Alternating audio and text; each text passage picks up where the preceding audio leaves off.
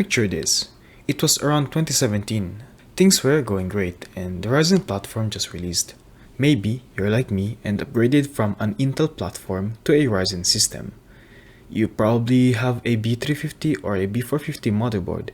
Then, you're one of the lucky people that doesn't require to upgrade their motherboard for future CPU generations.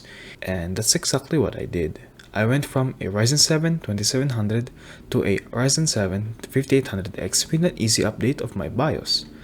Now, in 2022, new GPUs has been released, but unfortunately, we are still stuck with older generation GPUs for low budget range, and also used GPUs. We've just had to face a really terrible 2020 and 2021 with the GPU shortages. Luckily, things now are getting better.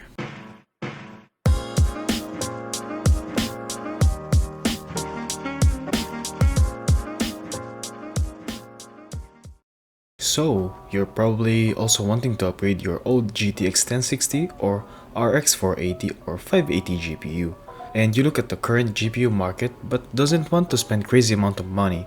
So currently, the most recommended GPU is either the RX 6600, RTX 3050, and RTX 3060. You quickly realize that you can find the RTX 3050 for the same price as the RX 6600, though you notice that the RX 6600 performs way better in terms of rasterization. So you're curious, and you check the RTX 3060, which you can usually find but at a more expensive price, with a pretty similar performance. So you settle with the RX 6600. But after looking at some reviews of the RX 6600, you realize that it only has x8 PCIe lane interface, and you remember that you're running a B450 motherboard that only has PCIe 3.0. Then suddenly you remember there's also another GPU that was released just a couple years ago, the RX 5600 XT, that you can probably find for a cheaper price. So, which one is better in a PCIe 3.0 system? Well, that's what we're here to find out. Let's take a closer look at both of the GPUs we'll be testing today. Let's start with the power-collar Radeon RX 6600 Fighter 8GB. This graphics card has a boost speed of 2491 MHz and a game speed of 2044 MHz. It has 8GB of GDDR6 14GB memory. It has a pretty minimalistic design, but it's just a way to lower the cost. It doesn't have any RGB, unfortunately, if you guys are interested in that. And the other GPU is the ASRock Radeon Pro RX 5600 Challenger Pro 6GB OC is the RX 5600 we'll be using for today. It has the upgraded 14GB memory compared to the original planned 12GB per second, though it only has 6GB of VRAM buffer instead of the 8GB that the 6600 has. It has a boost speed of 1750 and a game clock of 1615 MHz. It's crazy how AMD was able to improve the clock speed using the same 7nm node on RDNA 2. Here are the GPU specifications and the driver version in which the games are tested. And here is the test system.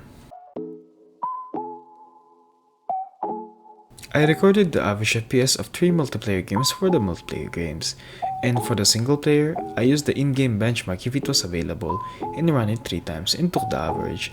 And if it doesn't have them, I played the mission for 60 seconds and repeated it 3 times and took the average FPS.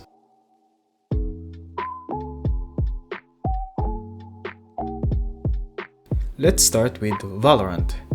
Valorant runs amazingly for both of these GPUs, though the older RX 5600 XT has a slight advantage compared to the RX 6600, 628.5 FPS average versus the 650.8 that the RX 5600 XT is capable of delivering. Though at 600 plus FPS, does it really matter? The 1% low skews towards the 5600 XT as well, but it's also a small difference, just 3.7% slower. At these frame rates, it's not even noticeable. It's a victory for the 5600, but in the end it doesn't really matter in my opinion.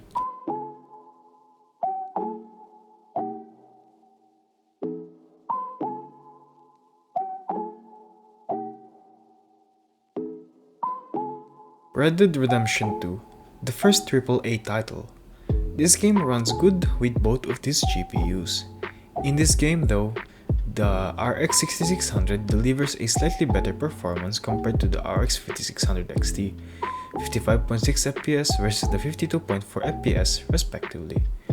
The 1% low is also the same story, 45.1 versus the 43.3. The RX 6600 is better for this game, but it's only 3 FPS difference in terms of average. You'll be fine with either of them.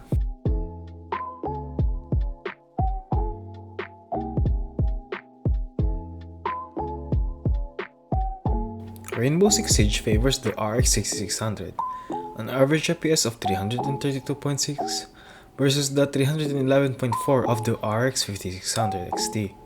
The 1% low is 243.9 for the RX 6600 and 226.1 for the RX 5600. It's a clear win for the RDNA 2 GPU.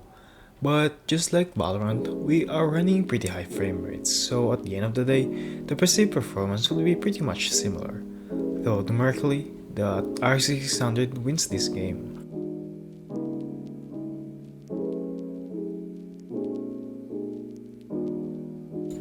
Shadow of the Tomb Raider. Just like the other two games, it's a tiny bit better than the RX 5600 XT, 85.9 versus the 83.4 and 1% loss of 50.2 versus the 43.3. For the average FPS, it's pretty much similar, though for the 1% loss, the RX 6600 is noticeably faster. So it's a win for the newer RDNA card.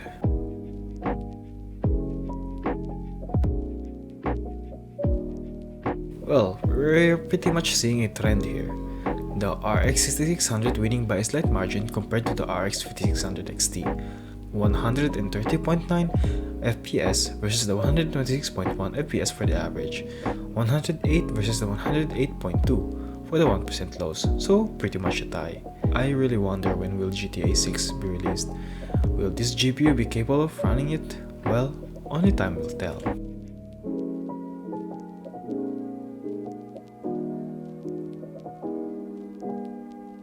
Horizon Zero Dawn surprisingly runs better on the older RDNA card. Though it's a small difference, but I guess it's still a win. The RX 5600 delivers 79.6 versus the 77.7 of the RX 6600. The 1% low is also a tiny bit better, 59.1 versus 57.1 FPS.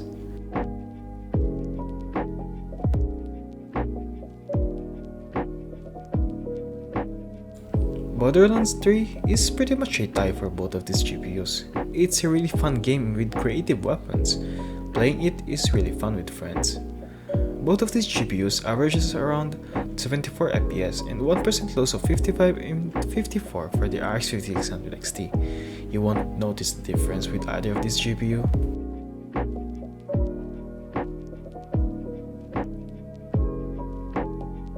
Apex Legends runs better on the newer RDNA GPU, an average FPS of 139.4 versus the 136.6 of the RX 5600 XT. Both of these are amazing results and pretty good for a multiplayer shooter. The 1% loss is also a win for the 6600, 120.5 versus the 115 of the 5600 XT.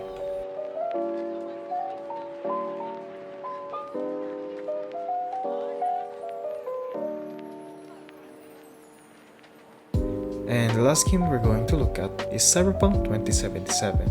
In this game, it's pretty much a tie just like in Borderlands, with a pretty similar average FPS at 54 and 1% loss of 39. They both doesn't quite reach the 60 FPS, but lowering the graphics a tiny bit will make you achieve those kinds of frames.